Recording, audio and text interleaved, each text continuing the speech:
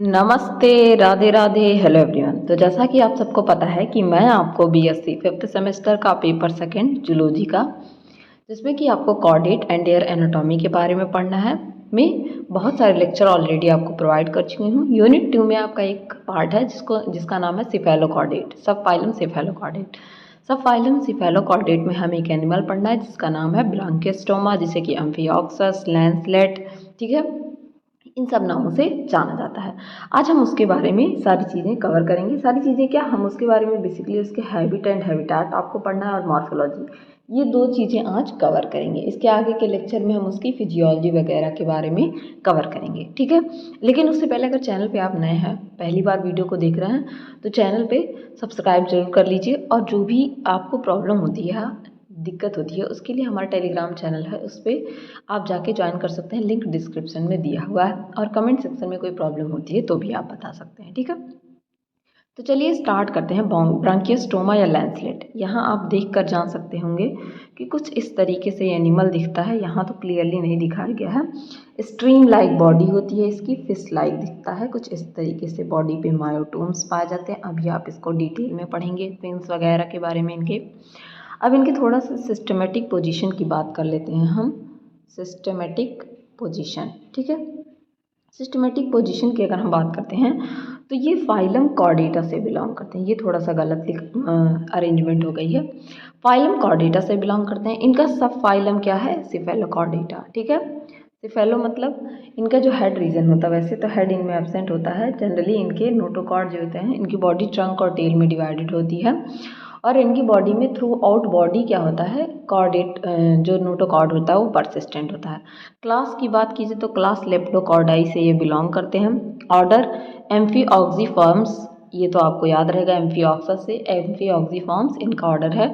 Type की बात की जाए तो ये ब्रांकियोस्टोमा या एम्फियोस्टोमा, ये दो क्लास से बिलोंग करते हैं, ठीक है। अब आगे हम इनके हैबिट एंड हैबिटेट, यानी कि ये इनका हैबिट, आदतें कैसी हैं और ये रहते कहाँ हैं, ठीक है, इसके बारे में जानेंगे, ठीक है। अब पहली बात की जाए तो ये दोनों तरीके के, पहली बात तो ये क्या होते हैं, मरीन होते हैं, ठीक है। मरीन और एस्चुराइन हैबिट। एस्चुराइन हैबिट ऐसा होता है जो कि जहाँ पे एक एरिया जहाँ पे मरीन वाटर और मरीन वाटर और रिवर, यानी कि आप कह सकते हैं फ्रेश वाटर और जो मरीन वाटर है, दोनों का मिक्सअप जहाँ पे पाया जाए, वहाँ पे उस हैबिटेट में ये रह सकते हैं, ठीक है। तो यही बात लिखी हुई है कि ये दोनों तरीके के हैबिटेट में, चाहे वो एन मरीन हैबिटेट हो या एक स्टुराइन हैबिटेट हो, दोनों में रह सकते हैं। कॉमनली ये सैंडी सोर्स, ठीक है, सैंड के घरों को बनाकर उसमें रहते हैं, ठीक है। ये फ्रीली स्विम कर सकते हैं, जैसे कि मछलियाँ स्विम करती हैं, ठीक है। मछलियों में क्या पाया जाता है, स्विम करने के लिए फिन्स पाए जाते हैं। वैसे आप आगे इनमें भी पढ़ेंगे कि इनमें भी फिन्स एंड फोल्ड्स पाए जाते हैं, जिसके बारे में आप डीप में पढ़ेंगे। फिन्स इनमें भी प्रेजेंट होते हैं। ये स्मॉल बरो का फॉर्मेशन करते हैं, ठीक है। It burrows in the sand, sand में क्या करते हैं, बरो डीप, इस तरीके से बरो। आपने कहाँ एक जगह और पढ़ा था, ये आप कमेंट सेक्शन में करके बताइएगा कि बरो का फॉर्मेशन एक एनिमल में और होता है, उसे मैं पढ़ा चुकी हूँ, किस एनिमल में होता है आप कमेंट सेक्शन में बताइएगा। But remain always at small depth, ये लेकिन कहाँ पे रहते हैं, थोड़ी गहराई में रहते हैं। स्मॉल डेप्थ, थोड़ी गहराई में रहते हैं, ठीक है। आगे कह रहा है कि it keeps it anterior end of the body projected above the sandy bed to maintain constant water current passing through mouth and expelled through the एट्रिपोर।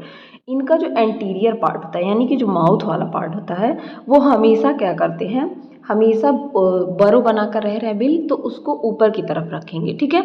ऊपर की तरफ जब रहता है तो इससे क्या होता है कि इनका जो बॉडी में वाटर करंट है, यानी कि पानी का फ्लो जो है, वो अच्छे से बरकरार रहे, जिससे कि ऑक्सीजन का ट्रांसपोर्ट, CO2 के निकलने का, ये सारी चीज़ें बहुत अच्छे से होती रहें। और एट्रियोपोर के थ्रू ये जो है एक्सपेल भी करते रहें, चीज़ों को निकालते रहें बाहर, ये सारी चीज़ें अच्छी से चलती रहें। इस वजह से ये जो एंटीरियर, बार बार मैं बोलती हूँ, एंटीरियर का मतलब होता है आगे का पार्ट, तो इनके आगे का जो पार्ट होता है वो क्या करते हैं, ये बाहर की तरफ निकाल के रहते हैं, ताकि चीज़ें इनमें आसानी से हो सके, सभी चीज़ें आसानी से चल सकें, ठीक है। It exhibit a typical instance of ciliary mode of feeding. इनमें भी सीलियरी फिल्टर फीडर होता है, यानी कि माउथ पे सीलिया पाई जाएगी जो केवल कुछ चीज़ों को ही अंदर जाने देती है। फिल्टर फीडर का मतलब होता है चीज़ों को फिल्टर करके जाने देना, ठीक है। जैसे कि आप छन्नी का प्रयोग करते हैं तो वो क्या करती है, अगर आप चाय छानते तो वो चाय पत्ती को तो आपकी चाय में नहीं जाने देती है, ठीक है। उसी तरीके से फिल्टर फीडर एनिमल्स जो होते हैं कुछ ही पार्ट्स को जाने देते हैं, बाकी चीज़ों को जाने नहीं देते हैं जिनकी ज़रूरत नहीं होती है। इस वजह से ये क्या होता है, सीलियरी फिल्टर। अब यहाँ से क्वेश्चन आपका बन सकता है कि ये कौन किस तरीके की फीडिंग करते हैं, तो सीलियरी फिल्टर फीडर होता है, ठीक है। आगे हम इनके एक्सटर्नल मॉर्फोलॉजी की बात करेंगे तो सबसे पहले आप एनिमल देख लीजिए। कुछ इस तरीके का एनिमल दिखता है, ठीक है। एनिमल की अगर बात की जाए तो कुछ इस तरीके का दिखता है, ये आप देख सकते हैं। आगे की तरफ रोस्ट्रम पाया जा रहा है, नोटोकॉर्ड पाया जा रहा है, ठीक है। ये जो इस तरीके की लाइनिंग पाई जा रही है इसको मायोटोम्स या मायोमियर्स बोला जाता है। आगे बक्कल सिराई पाई जा रही है। इनका कैरेक्टरिस्टिक फीचर है, यहाँ से क्वेश्चन जरूर बनता है कि इनमें ओरल हुड प्रेजेंट होता है। ओरल हुड का फंक्शन क्या होता है, क्या होती हैं सारी चीज़ें, ये सारी चीज़ें आप आगे में पढ़ेंगे। यहाँ पे फेरिंग्स पाया जाता है, ठीक है। यहाँ पे मेटाप्ल्यूरल फोल्ड पाए जाते हैं, ये रहेगा मेटा META। मेटाप्ल्यूरल फोल्ड्स, ये गोनट्स की पोजीशन है, यहाँ इनके गोनट्स पाए जाते हैं। यहाँ पे इनका एट्रियम पाया जाता है, ये एट्रियोपोर पाया जाता है। वेंट्रल फिन पाई जाती है इनकी, वेंट्रल फिन की बॉक्सेस हैं उसमें वेंट्रल फिन पाया जा रहा है, नीचे की तरफ एनस और ये टेल। यहाँ पे कॉर्डल फिन पाई जा रही है, ये लाइ साइड में डॉर्सल फिन पाई जा रही हैं और ये मायोकोमोटा या मायोसेप्टा पाया जा रहा है इनका, ठीक है। और ये डॉर्सल फिन की बॉक्सेस पाई जा रही हैं। तो इस तरीके से इनमें स्ट्रक्चर पाए जाते हैं। अब बात की जाए अगर इनके शेप एंड साइज की, तो शेप की अगर बात की जाए तो ये 3.5 से लेके 6 सेंटीमीटर तक होते हैं, 6 सेंटीमीटर तक होते हैं, ठीक है। बॉडी इनकी सिलेंडर लाइक समॉट ट्रांसलुकेंट होती है। सुपरफिशियली आप इनको फिश लाइक आप स्ट्रक्चर देखकर जान गए होंगे कि मछलियों की तरह दिखते हैं और लेटरली कंप्रेस्ड होते हैं, मतलब लेटरल साइड से चिपटे होते हैं, ठीक है। और दोनों साइड पे इनके पॉइंटेड एंड होते हैं, इसी वजह से इनको क्या कहा जाता है, लैंसलेट कहा जाता है, क्योंकि इनके दोनों साइड क्या होते हैं, इस तरीके से पॉइंटेड होते हैं। यहाँ पे भी पॉइंटेड है और यहाँ पे भी पॉइंटेड है, इस वजह से इनको क्या कहा जाता है, लैंसलेट कहा जाता है। बात की जाए आगे की एंटीरियर टू थर्ड पार्ट की, तो रफली ट्रायंगुलर होते हैं, ट्रांसफर सेक्शन होता है। पोस्टीरियर थर्ड जो होते हैं नियरली ओवल सेक्शन के होते हैं। जो पॉइंटी इनका इंटीरियर एंड होता है वो ट्रंक होता है और जिसके स्नाउट पे यानी कि थूथुन जिसको हिंदी में बोला जाता है, वहाँ पे क्या पाया जाता है, रोस्ट्रम प्रेजेंट होता है। जैसा कि मैंने आपको डायग्राम में दिखाया वहाँ पे रोस्ट्रम प्रेजेंट होता है। रोस्ट्रम के नीचे की तरफ ओरल हुड पाया जाता है जो कि डॉर्सल और लेटरल प्रोजेक्शन, बॉडी का जो डॉर्सल और लेटरल प्रोजेक्शन होता है उसको मिलाकर ये बनते हैं। इसमें दो कम से कम 20 या उससे ज़्यादा ओरल सिराई या टेंटिकल्स पाए जाते हैं। यहाँ डायग्राम में आप देख सकते हैं बक्कल सिराई या ओरल सिराई पाए जा रहे हैं। इनका नंबर 20 या उससे ज़्यादा हो सकता है, ठीक है।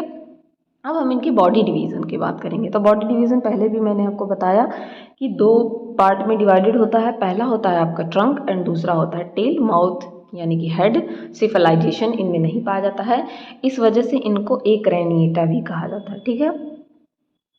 एक रैनिएटा, यहाँ से भी आपका क्वेश्चन बनता है, ये नोट डाउन कर लीजिएगा आप। तो इसी वजह से इनको क्या बोला जाता है, एक रैनिएटा भी कहा जाता है। ट्रू हेड क्या होता है, इनमें एब्सेंट होता है। अब बात की जाए इनके अपर्चर्स की, तो इनकी बॉडी में 3 अपर्चर्स पाए जाते हैं। पहला माउथ हो गया, दूसरा एट्रीपोर हो गया, तीसरा एनस हो गया। तीनों पार्ट मैंने आपको डायग्राम में दिखाया है। रोस्ट्रम के पीछे की तरफ क्या पाया जाता है, ओरल हुड प्रेजेंट होता है। ये भी बात मैंने आपको दिखाई भी और बताई भी, ठीक है। माउथ इनका क्या होता है, बहुत लार्ज होता है। जो एंटीरियर एंटरो रहेगा, ठीक है। एंट्रोवेंट्रल रीजन में अपर्चर क्या होता है, बॉर्डर होता है ओरल हुड के द्वारा। जो इनका एंटीरियर और वेंट्रल रीजन है वहाँ पे इनका अपर्चर ओरल हुड के द्वारा क्या होता है, बॉर्डर होता है, मतलब ओरल हुड की लाइनिंग बॉर्डर पाई जाती है। एट्रियोपोर स्मॉल होता है, मिड वेंट्रल होता है और राउंडेड होता है। वेंट्रल फिन के फ्रंट पे ये पाया जाता है। वेंट्रल फिन को मैंने आपको दिखाया, उसके फ्रंट पे यहाँ पे पाया जाता है। एनस की बात की जाए तो समॉट एसिमेट्रिकल होता है।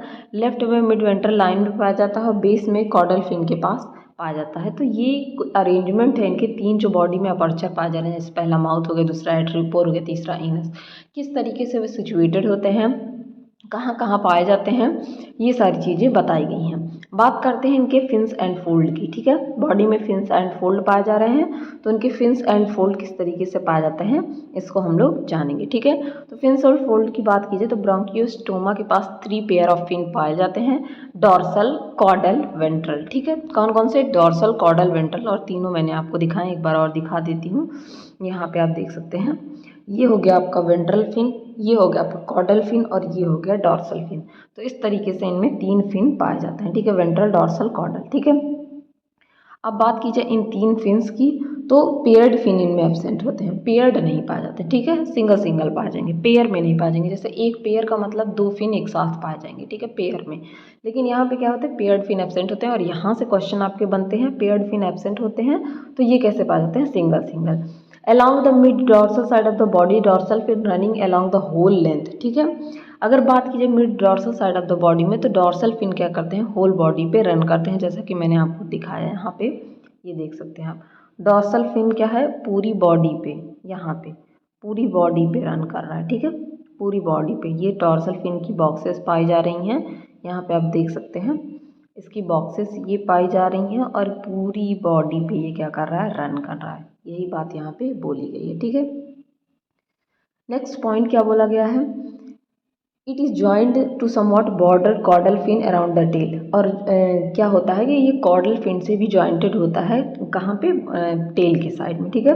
Mid ventrally, ventral fin running from the caudal fin to an atriopore. अगर मिड वेंट्रली की बात की जाए तो वेंट्रल रीजन में कॉर्डल फिन क्या होता है? एट्रियोपोर में खुलता है, ठीक है। Dorsal fin supported by series of fin rays. Dorsal fin में किसके द्वारा सपोर्टेड होता है? फिन रेज के द्वारा। इस तरीके से जो बॉक्सेस आपने देखे हैं उसके द्वारा ये क्या होता है? सपोर्टेड होता है। And nerves the ventral fin by a series of paired fin rays, ठीक है। और इसकी नर्व्स में क्या पाई, इनके वेंट्रल फिन रेज में क्या पाई जाती है? नर्व्स पाई जाती हैं, ठीक है, पेयर्ड फिन रेज पाई जाती हैं, ठीक है, फिन रेज, ठीक है, पेयर्ड पाई जाती हैं, ना कि फिन, ठीक है। The fin rays are made up of gelatinous substance and connective tissue. और ये फिन रेज जो होती हैं जिलेटिनस सबस्टांस और कनेक्टिव टिश्यू से मिलकर बनी होती हैं। फिन रे जो है कॉर्डल फिन में नहीं पाई जाती हैं, वहाँ पे एब्सेंट होती हैं। यहाँ से क्वेश्चन बन सकता है, it is important to note that fins do not have the same structure as the fin of the fishes, ठीक है।